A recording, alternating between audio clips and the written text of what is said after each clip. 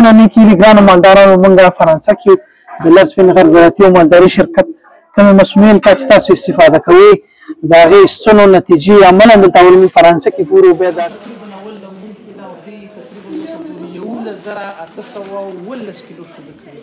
دا ډېر زیات شیدې دي د مونډیلیار نسل لپاره چې هغه اندازه باندې د 11,000 کیلو شودو توانایي ولري. دا ډېره زیاته ښه خبره ده. دا یوازې په کوپیکس مونډیلیار کې تاسو پیدا کولی شئ. د کوپیکس مونډیلیار چې د دې نسل دا وړتیا لري چې چوکین د ستاسو د غواګانو نسلونه چې دا اصلاح کړي.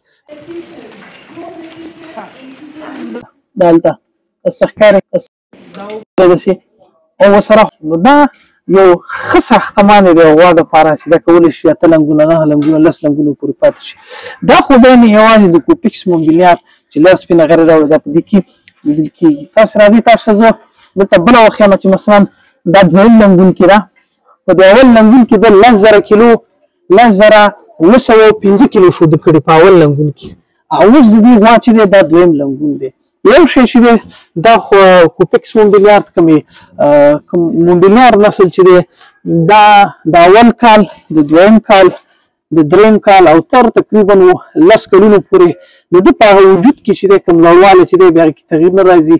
یعنې تاسو سره کېدای شي دا یارنېږي دا غوا د ډېرې اندازې نه غټه شي ځکه چې غوا څومره غټېږي هماغومره د هغې د وجود ضرورت ډېرېږي. نو تاسو که غواړئ چې نسل اصلاح کړئ نو کولی شئ چې د لس سپین غر زراعتي او مالداري شرکت چې کومې مصنوعي القاح موږ د کوپیکس مونډیلیار نه راوړو په دې اعتماد ولرئ. انشاءالله تعالی ستاسو د غواګانو نسلونه به اصلاح کېږي.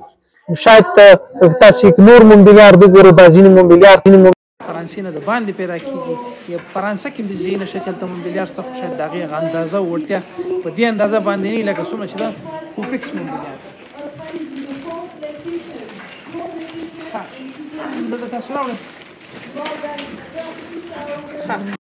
په دې کې دا مهم دی چې دا د دې د جوړښت چې دی د ګیډې ژوروالی او بیا د غولانځ مخکې او بیا د خپې اراموالی دلته چې د حیوان ماتې څه نه وي دا ډېر زیات مهم دی.